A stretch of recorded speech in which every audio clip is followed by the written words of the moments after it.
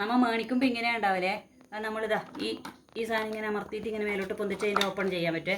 ഇതാണ് ബാഗിലേക്കാണ് വേസ്റ്റെല്ലാം പോലെ.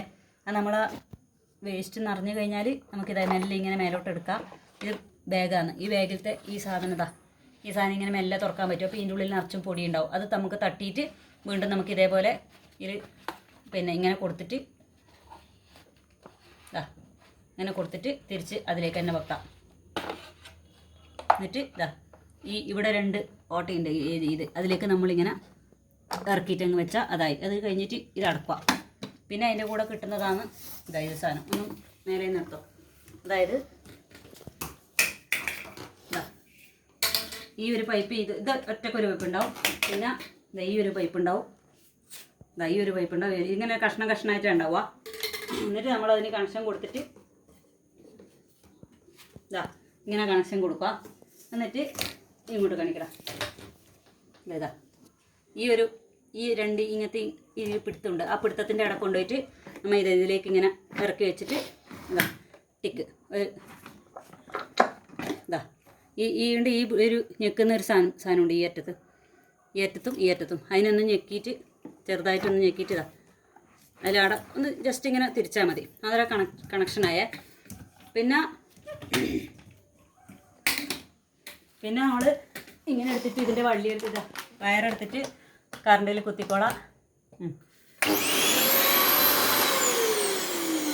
അത് നേരത്തെ ഓണിലുണ്ടായിരുന്നതാണേ.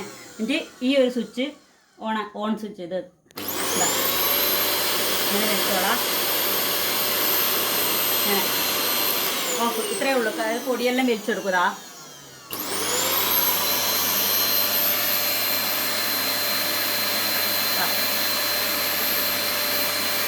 മുടിയും പൊടിയും എല്ലാം വലിക്കില്ല.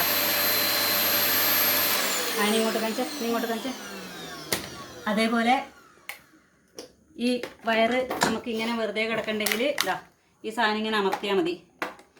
ഇതിൻ്റെ ഉള്ളിലേക്ക് പോകൂലേ. ഇതിങ്ങനെ നല്ലോണം ഒന്ന് അമർത്തിയാൽ ഈ വയറെല്ലാം ഉള്ളിലേക്ക് പോകും. വയറുള്ളിലേക്ക് അടവച്ചു. പിന്നെ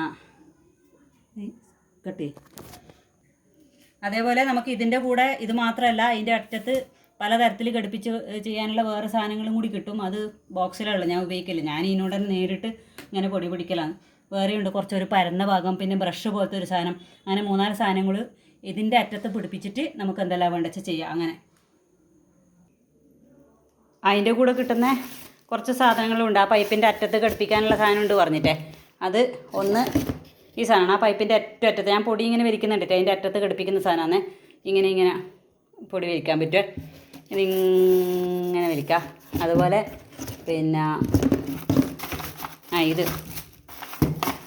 ഇതും അതെ. ഇതും നിലത്തുനിന്ന് ഇങ്ങനെ ആ വടീൻ്റെ അറ്റത്തുനിന്ന് ആ വടീൻ്റെ അറ്റമൂലക്ക് അറ്റത്തേക്ക് ഇങ്ങനെ ഘടിപ്പിച്ചിട്ട് ഇങ്ങനെ ഉരുട്ടി നിലത്തുള്ള പൊടിയെല്ലാം വലിക്കുക. അതിൻ്റെ അറ്റത്ത് ചെറിയൊരു ബ്രഷ് ഞാൻ ഉപയോഗിച്ചിന്. ഇപ്പം അതൊന്നും ഉപയോഗിക്കില്ല. ഈ അറ്റത്തേക്കൂടെ ഇതിലേക്കൂടെ പൊടി വലിച്ചെടുക്കും.